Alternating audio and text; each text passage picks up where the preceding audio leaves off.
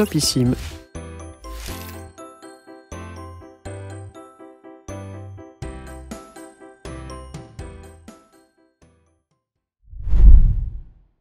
Trois ans plus tôt, durant les vacances d'été au Portugal, il devait être environ 7 heures du matin. Nous étions en train de nous préparer pour une grosse journée. « Jess, tu es prête ?» me demanda ma sœur jumelle, avec ses longs cheveux blonds et bouclés, rattachés en queue de cheval. « Yes, allons-y !» répondis-je avec beaucoup d'enthousiasme. Je jette une dernière fois un regard dans le miroir et arrange vite fait mes cheveux coupés au carré. Puis je suis ma jumelle, Jane. Ma mère, Christine, et ma petite sœur, Alice, avaient elles aussi fini de se préparer. Joey, mon beau-père, était quant à lui déjà descendu aider mes grands-parents. Soudain, quand on fut sur le balcon, des klaxons se firent entendre. Et là, Alice cria « Ça y est, ils sont là !» J'avais failli perdre mes tympans avec son cri, mais la joie de les voir finit par l'emporter sur mon agacement, et je m'exclamai aussi « Yes, enfin! Allez, on y va !» Je regardais une dernière fois ce paysage de campagne et inspirais une grande bouffée d'air fraîche et pur. Ce paysage est juste magnifique, pensai-je. J'avais l'impression que tout ça était éternel. Je descendis les escaliers en pierre et sautai sans retenue dans les bras de mes grands-parents, de mon oncle, de ma tante, et sans oublier mes cousins, Samuel et Johann.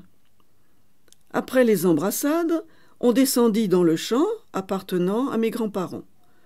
Nous devions arracher les mauvaises herbes, tondre la pelouse et aller ramasser quelques fruits et légumes. Ce fut un moment agréable, partagé en famille. Et comme on dit, après l'effort, le réconfort. Après avoir beaucoup travaillé dans le champ, nous sommes remontés et nos cousins ramenèrent sûrement les meilleures pâtisseries du Portugal. Autrement dit, de délicieux pains au chocolat et croissants à la crème. Nous en mangions chaque fois que nous venions. Ils étaient de loin bien plus grands qu'en France. Et c'est avec beaucoup de plaisir que nous les avons dégustés. Mais soudain, mon beau-père brandit son pain au chocolat, comme pour porter un toast, et dit « À nous ! À nous !» répondons-nous en chœur. C'était l'un de mes meilleurs souvenirs là-bas. Mais il datait maintenant de 3 ans. J'ai 15 ans. Et maintenant, il y a le coronavirus, contre qui nous sommes en guerre. Je n'avais pu, hélas, revoir mes grands-parents du Portugal. Et cela faisait maintenant 1 an et demi. Ils me manquaient, et j'avais un peu peur pour eux. Mais il faut protéger nos êtres chers. J'avais particulièrement peur pour mon grand-père, qui est âgé et malade. 2 jours plus tôt, Joey est venu s'expliquer devant mes sœurs et moi sur son attitude, qu'il justifiait depuis quelque temps de bizarre. D'après lui, il fallait s'attendre à ce que ça se finisse d'ici 2 ou 3 mois. Mon cœur manqua soudain un battement. Non, je n'allais même pas pouvoir le revoir. Bien sûr, cela m'avait travaillé une bonne partie de la nuit et quelques larmes m'avaient échappé. Mais je croyais encore qu'il pourrait s'en sortir et qu'il passerait au travers. Hélas, j'avais tort. 2 jours plus tard, alors que je prenais ma douche, Joey débarqua dans la salle de bain, telle une balle de revolver, le visage ruisselant de larmes. Il dit alors une phrase qui restera à jamais gravée dans mon esprit. « Ça y est, c'est fini. Il est mort. » Surprise par tout ça, ne réalisant pas bien ses paroles, je passai timidement la tête par-dessus le rideau et lui demandai ma serviette. Il me la passa et bredouilla quelques excuses avant de sortir. Il croyait que c'était ma mère. Après qu'il est sorti, j'ai soudain trouvé sens à toutes ces révélations et je me suis complètement effondrée. Je mettais ma serviette autour de mon corps quand la porte s'ouvrit sur ma mère. Son visage baigné de larmes et ses yeux rougis me firent l'effet d'un couteau qu'on enfonçait plus profondément dans la plaie. Soudain, j'éclatai en sanglots. Ma mère me prit dans ses bras, qui avaient un pouvoir rassurant. Elle me berça, ce qui eut un effet calmant. Puis, je rejoins mes sœurs. Ma petite sœur pleurait, elle aussi, à chaudes larmes. Je l'entourai de mes bras protecteurs et la serrai contre moi, en lui caressant les cheveux, comme ma mère l'avait fait avec moi. « J'ai l'impression que c'est de ma faute, » dit-elle d'une voix remplie de remords. « Mais pourquoi tu dis ça, ma puce ?» lui dis-je, étonnée. « Parce que les enfants sont porteurs du virus, » pleura-t-elle. « Ah ça, non. Je refuse que cette pensée totalement fausse s'installe dans sa tête et qu'elle s'en veuille, sans raison. »« Non, bien sûr que non, Alice. Tu sais, il était âgé, et au moins il ne souffre plus.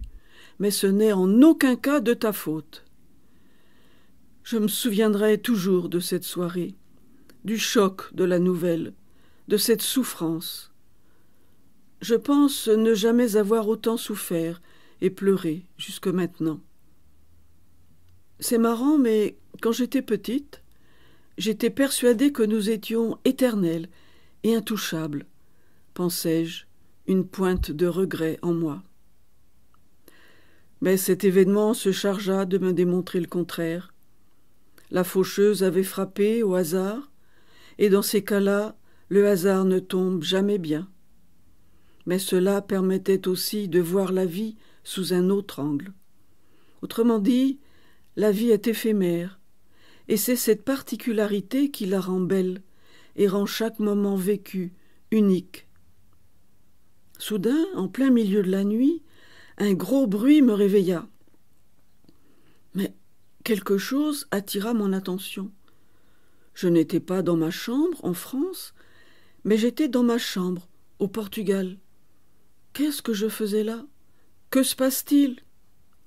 En tournant la tête, complètement déboussolée, je vis mon grand-père, là, en face de moi. J'ai cru que j'allais m'évanouir de frayeur. Mais que... bredouillai-je en cédant finalement place à mes larmes. « Chut, écoute, je sais que c'est difficile, mais vous êtes fort. Vous vous relèverez ensemble de cette épreuve. J'ai confiance. Dis à Joé et aux autres que je les aime et que je suis fière d'eux. Je serai toujours près de vous, » dit-il en me lançant un regard étrange. Et puis, il disparut. « Non! Attends, papy !» hurlai-je. Je me réveillai tout à coup en sursaut, mais bel et bien dans ma chambre. J'étais trempée de sueur et mon visage par mes larmes. Je me redressai dans mon lit, allumai ma lampe et vérifiai les alentours. Personne. Je mettais mon visage dans mes bras, quand soudain quelque chose attira de nouveau mon attention. Je me penchai prudemment, et là, je voyais plein de choses étalées sur le sol.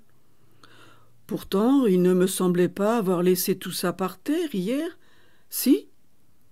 Je descendis vérifier ce que c'était. La peur et l'excitation se mêlaient en moi. Je vis alors que ces choses étaient en fait des photos, et pas n'importe lesquelles. Soudain, je sentis la peur me gagner, et je me sentis pâlir. Je me penchai et découvrais avec horreur que ces photos étaient celles de ma famille, au Portugal. « Je serai toujours près de vous », me rappelai-je. Topissime.